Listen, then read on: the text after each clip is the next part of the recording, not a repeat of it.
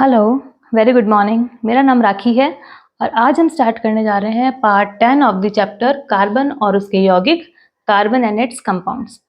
Part 10 में हम करने जा रहे हैं कार्बन यौगिकों के रासायनिक गुणधर्म। रासायनिक गुणधर्म यानी chemical properties of carbon compounds. तो केमिकल प्रॉपर्टीज में हम करेंगे आज दहन, ऑक्सीकरण, संकलन अभिक्रिया, प्रतिस्थापन अभिक्रिया। ये 4 अभिक्रियाएं जो कि रासायनिक गुण हैं कार्बन कंपाउंड्स के। इंपॉर्टेंट रासायनिक गुण हैं, बहुत ही अच्छे से पढ़ना जरूरी है बच्चों। तो प्लीज माइंड यहीं पे लगा के एक बार अच्छे से पढ़ते हैं। सबसे पहला पॉइंट आ रहा है, सबसे पहली रिएक्शन दहन, कंबशन। तो कंबशन क्या है?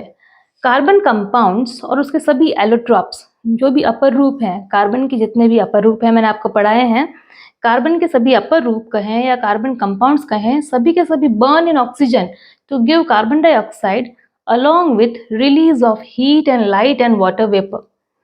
कार्बन डाइऑक्साइड रिलीज करते हैं और क्या करते हैं? ये heat, light and water vapour ये सब रिलीज करते हैं ये दहन अभिक्रिया में, कंबशन में। कार्बन कंपाउंड्स और एलोट्रॉप्स उसके ऑक्सीजन बर्न में ऑक्सीजन से रिएक्शन करके carbon dioxide, heat, light and water vapour release करते हैं। ये देखिए, यहाँ कार्बन रिएक्शन कर रहा है ऑक्सीजन से और कार्बन डाइऑक्साइड बना रहा है और हीट और लाइट रिलीज हो रही है। इसमें वाटर वेपर नहीं बन रहा है क्योंकि ये केवल कार्बन है, इसमें कोई हाइड्रोजन का अणु नहीं है। हाइड्रोजन का कोई भी एटम इसमें नहीं है, इसलिए वाटर मॉलिक्यूल इसमें नहीं बन रहा है। दूसरी रिएक्शन देखिए, मीथेन है जिसमें कि CH4, इसमें हाइड्रोजन भी है। तो CH4 रिएक्शन कर रहा है ऑक्सीजन से, बना रहा है CO2 carbon dioxide, water vapour H2O और हीट एंड लाइट रिलीज हो रही है। इसी तरीके से ये देखिए, अल्कोहल ग्रुप है, 2 कार्बन वाला अल्कोहल ग्रुप है, ये एथेनॉल। एथेनॉल रिएक्शन कर रहा है ऑक्सीजन से, बना रहा है carbon dioxide, water vapour H2O और हीट और लाइट रिलीज हो रही है।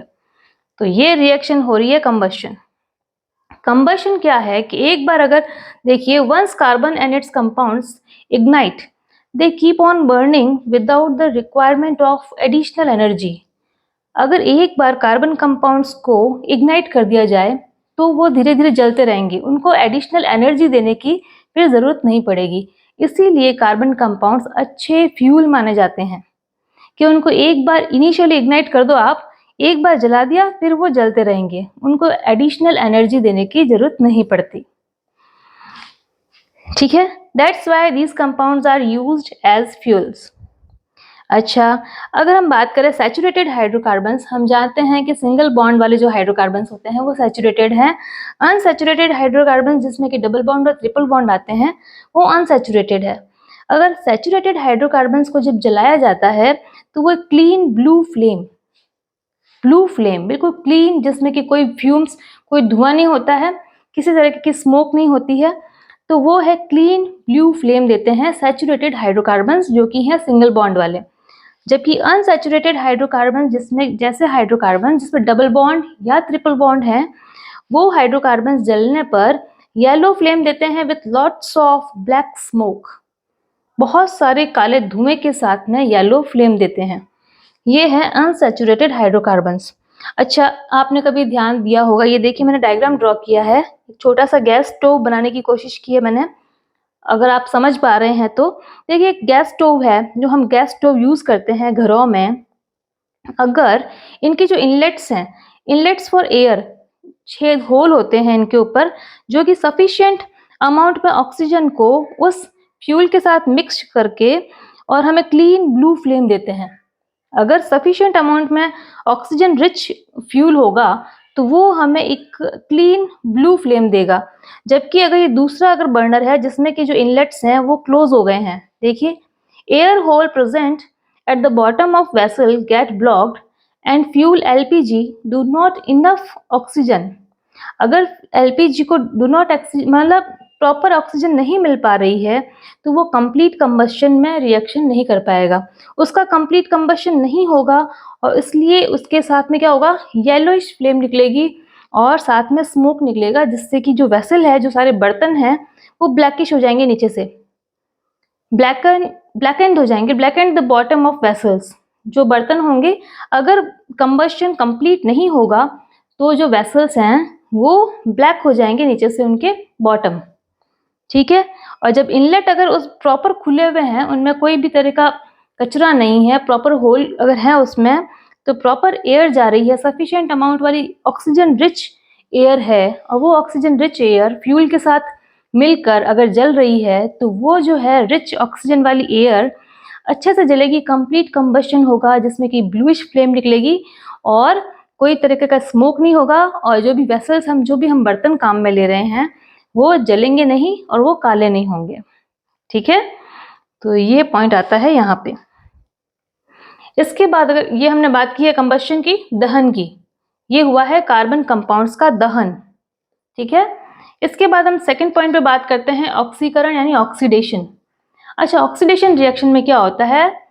Reaction in which alcohols, alcohol जिसमें कि OH ग्रुप होता है, alcohols are converted into carboxylic acid.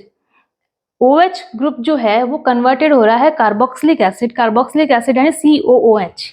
OH जो है कार्बन श्रृंखला के साथ में अगर OH ग्रुप है वो कन्वर्ट हो रहा है COOH में, तो वो कहलाया जा रहा है ऑक्सीकरण, ऑक्सीडेशन। ऑक्सीकरण, ऑक्सीडेशन होगा किससे? ऑक्सीडाइजिंग एजेंट से। जो ऑक्सीडाइजिंग एजेंट है इसमें मेनली दो तरीके के ऑक्सीडाइजिंग एजेंट है, एक तो है क्षारीय, एक है एसिडिफाइड। क्षारीय potassium permanganate alkaline KMnO4 plus heat करने पर जो एथेनॉल है वो एथेनोइक एसिड में कन्वर्ट होता है। और इसी तरीके से एसिडिफाइड पोटेशियम डाइक्रोमेट जो है, एसिडिफाइड K2Cr2O7 पोटेशियम डाइक्रोमेट, उसके साथ जब हम हीट करते हैं तो जो एथेनॉल है CH3CH2OH वो एथेनोइक एसिड में कन्वर्ट होता है CH3COOH में। तो इस तरीके से ये ऑक्सीकरण, ऑक्सीडेशन होता है। ऑक्सीडाइजिंग एजेंट इसमें मेन काम करते हैं। ऑक्सीडाइजिंग एजेंट दो है, पोटेशियम डाइक्रोमेट और पोटेशियम परमैंगनेट। ये है क्षारीय पोटेशियम परमैंगनेट और एसिडिफाइड पोटेशियम डाइक्रोमेट। तो ये आप अच्छे से याद रखें, ये दोनों अच्छे ऑक्सीडाइजिंग एजेंट हैं। तो इस तरीके से हमें पता चल रहा है कि अल्कोहल ग्रुप जो है वो किस में कन्वर्ट हो रहा है? कार्बोक्सिलिक एसिड में कन्वर्ट हो रहा है। CH3 CH2OH CH3COOH में कन्वर्ट हो रहा है। ये है ऑक्सीडेशन, ऑक्सीकरण। अच्छा, थर्ड पॉइंट आता है संकलन अभिक्रिया। संकलन अभिक्रिया यानी एडिशन रिएक्शन। ये हमने पिछले पार्ट में हमने आपको बताया था कि जो एल्कीन जो होते हैं, एल्कीन एल्काइन जो होते हैं वो एडिशन रिएक्शन करते हैं, ये मैंने आपको बताया था। जबकि एल्केन जो सिंगल बॉन्ड होते हैं वो एडिशन रिएक्शन नहीं करते हैं, क्योंकि एल्कीन और एल्काइन जो हैं वो एडिशन रिएक्शन करके एल्केन में ही कन्वर्ट हो रहे हैं, तो फिर एल्केन उस रिएक्शन में क्यों पार्ट करेंगे? अगर अनसैचुरेटेड हाइड्रोकार्बन जिसमें कि डबल बॉन्ड है, अनसैचुरेटेड हाइड्रोकार्बन, देखिए कार्बन कार्बन के बीच में डबल बॉन्ड है और ये जो है संकलन अभिक्रिया में पार्ट करके सैचुरेटेड हाइड्रोकार्बन में कन्वर्ट हो रहे हैं। सैचुरेटेड हाइड्रोकार्बन यानी सिंगल बॉन्ड में कन्वर्ट हो रहे हैं, डबल बॉन्ड से हटके सिंगल बॉन्ड में कन्वर्ट हो रहे हैं। तो उसके लिए कैटलिस्ट, उत्प्रेरक की आवश्यकता पड़ती है। उत्प्रेरक वो पदार्थ हैं जो खुद क्रिया में भाग नहीं लेते, लेकिन क्रिया कारक से उत्पाद बनाने में उसको प्रेशराइज करते हैं और क्रिया को जल्दी समाप्त करते हैं। तो इस तरीके से यहाँ पे जो उत्प्रेरक लिया जा रहा है वो निकल है या पैलेडियम है। पैलेडियम और निकल को उत्प्रेरक के रूप में, कैटलिस्ट के रूप में यहाँ काम में लेते हैं, और अनसैचुरेटेड हाइड्रोकार्बन्स जो हैं वो कन्वर्ट हो जाता है सैचुरेटेड हाइड्रोकार्बन्स में, डबल बॉन्ड कन्वर्ट हो जाता है सिंगल बॉन्ड में। ठीक है, अच्छा देखिए, this reaction is commonly used in the hydrogenation of vegetable oil. अच्छा, देखते हैं ना, वेजिटेबल्स ऑयल जो होते हैं, वेजिटेबल ऑयल जो होते हैं उनका हाइड्रोजनेशन करके, जैसे वनस्पति घी का हाइड्रोजनीकरण करके और उसको संतृप्त बना दिया जाता है और बोलते हैं ये वनस्पति घी बन गया। वनस्पति तेल को वनस्पति घी में कन्वर्ट कर देते हैं। तो अच्छा, ये माना जाता है कि जो संतृप्त वसा है और असंतृप्त वसा है, कौन सी वसा जो है हमारे शरीर के लिए कौन सी वसा अच्छी है? तो डॉक्टर्स हमेशा यही बोलते हैं कि हमारे बॉडी के लिए जो है असंतृप्त वसा ज़्यादा यूजफुल होती है। खाना हमेशा असंतृप्त वसा वाले तेल में पकाना चाहिए अकॉर्डिंग टू डॉक्टर्स। ठीक है, अब ये क्यों है कि ये हमारी बॉडी में क्या रिएक्शन करते हैं ये डॉक्टर्स ही जाने, पर हमेशा यही बोला जाता है कि असंतृप्त वसा जो होती है वो हमारे डाइजेशन के लिए, हमारी बॉडी के लिए परफेक्ट मानी जाती है। और असंतृप्त वसा होती है वनस्पति वसा में। जंतुओं की जो वसा होती है, जैसे जो एनिमल फैट है, जैसे गाय से जो दूध मिल रहा है उसी से हम घी बना रहे हैं, तो उस घी में संतृप्त वसा है।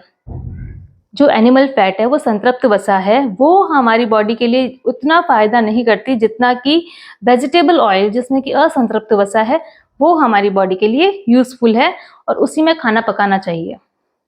ठीक है, तो जंतुओं की वसा में संतृप्त वसा है और वनस्पति वसा में असंतृप्त वसा पाई जाती है। और हमारे लिए बेटर कौन सी है? वनस्पति। खाते तो हम भी घी हैं, तो पर हमारे लिए यूजफुल है वनस्पति जो कि है असंतृप्त वसा। अच्छा, लास्ट पॉइंट आता है हमारा प्रतिस्थापन अभिक्रिया यानी सब्स्टिट्यूशन रिएक्शन। सब्स्टिट्यूशन रिएक्शन जो होती है, मतलब प्रतिस्थापन नाम से ही पता चल रहा है कि हमें जो है कार्बन कंपाउंड में से किसी न किसी ग्रुप को हटाकर उसकी जगह किसी और को बिठाना है, वो है प्रतिस्थापन। तो ये देखिए, ये है CH4 सैचुरेटेड हाइड्रोकार्बन है, सिंगल सिंगल बॉन्ड है, मिथेन है, सब जानते हैं इसको CH4 को। तो सैचुरेटेड हाइड्रोकार्बन में जब क्लोरीन से रिएक्शन करवाई जाती है, क्लोरीन किसकी प्रेजेंस में? सनलाइट की प्रेजेंस में।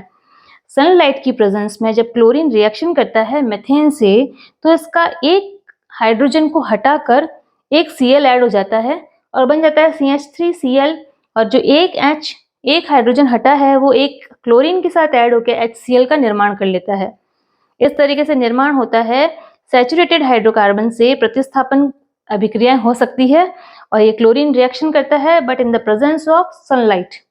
ये हमें ध्यान रखना है कि सनलाइट की प्रेजेंस में ही ये रिएक्शन होती है प्रतिस्थापन, जिसमें कि कार्बन यौगिकों के सैचुरेटेड हाइड्रोकार्बन्स में से जैसे मेथेन से रिएक्शन हो रही है क्लोरीन की और CH3Cl बन रहा है, प्लस ये क्या है? क्लोरोमीथेन।